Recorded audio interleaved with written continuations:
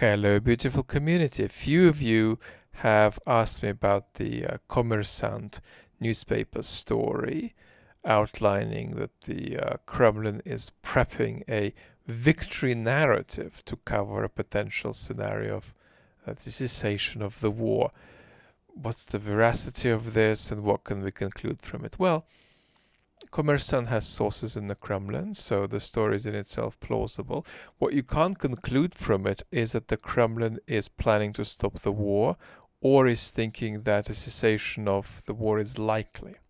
What you can conclude from this story, but also just more generally, is that the Kremlin sees the odds of a cessation of conflict occurring soonishly as being higher than zero. And the kind of scenario that in the first instance they imagine wanting to take, if it's offered to them, is a scenario whereby stopping the war looks like a reasonable way of helping them win it later.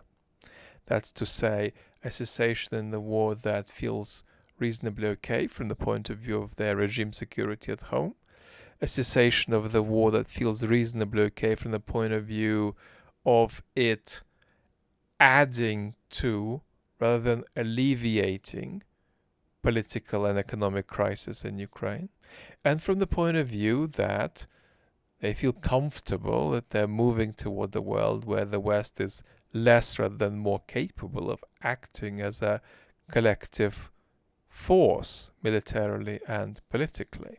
So if that's the kind of deal that's offered to them in their assessment, it might be a deal they want to take and they want to prep for that scenario. But don't jump to the conclusion, the mistaken conclusion, that Putin is desperate to stop the war that you are seeing in some quarters, normally expressed by people who don't have a deep knowledge of the regime.